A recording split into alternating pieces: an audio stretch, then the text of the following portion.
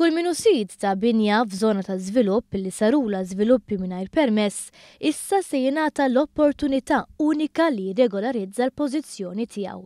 Bid-differenza mill-avviżi legali preċedenti, ir-regolamenti l-ġodda tal-Awtorità tal-Ippjanar li se japplikaw għal perjodu ta' 2 snin biss se joħorġu permess u mhux konċessjoni. Regolamenti se jillegalizzaw ukoll kwalunkwe żvilupp ieħor li fis-snin li għaddew ibbenefikaw minn konċessjoni ta' kategorija B.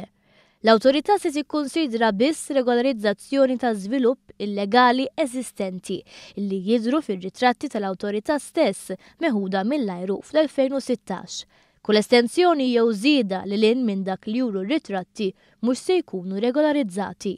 Is-Segretarju Parlamentari Deborah Schembri fissret kif minħabba dawn ir-regolaritajiet qed jiżdiedu bil-qabda sitwazzjonijiet prekarji fejn koppja ma tkunx tista' tbieħ il-proprjetà jew tissellef mill-bank peress li l-binja ma jkollix il-permess kif mitlub mill-liġi. Għaldaqstant inħassi l-bżonn din il-problema tkun indirizzata saħansitra bwieda elettorali li issa daħlet fis-seħħ. Madankollu fissret kif fil-waqt li minn din il-liġi mistennija jgawdu mijiet ta' familji, mistennija tkun ukoll linja ta' demarkazzjoni fejn min jipprova jabbuża jaffaċċja infurzar strett. Hemm bżonn li wieħed jitgħallem li inti qabel tibni inti trid permess u jrid ikun permess validu.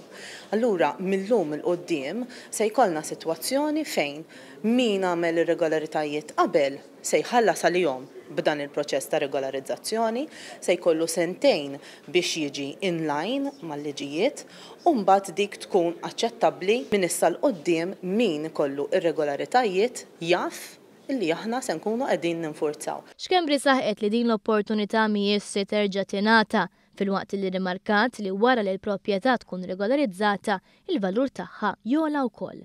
Biex dawn l-applikazzjonijiet ma jwaħlux xogħol ieħor tal-Awtorità tal-Ippjanar twaqqaf kumitat immexxi minn Martin Camilleri li fistrilna kif l-Awtorità se tikkunsidra biss regolarizzazzjoni ta' binjiet li mhumiex ta' detriment tal-ambjent ta' madwar u jekk l-użu tal-iżvilupp huwa konformi mar-regolamenti tal-ippjanar kurrenti. Din il-legal notice tagħmel esklużjoni għal dawk l-iżviluppi li huma OTZ.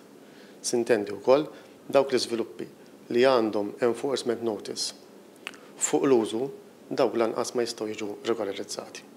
Ġifieri hemm ċertu parametri fuq wieħed għal xi għandu fuq xi jimxi biex wieħed jara kif żvilupp jista' jiġi regolarizzat jew le. Kull applikazzjoni se tkun soġġetta għal ħlas ikkalkulat fuq it-total tal-ispazju msaqqaf ta' kull solar tal-proprjetà li se tiġi regolarizzata. U għal min ma jagħmilx użu minn din l-iskema tul dawn is-sentejn se jkun hemm ħlas addizzjonali ta' 25% fuq l-applikazzjonijiet li jkunu sottomessi fit-tielet u l-aħħar sena ta' estensjoni tal-iskema.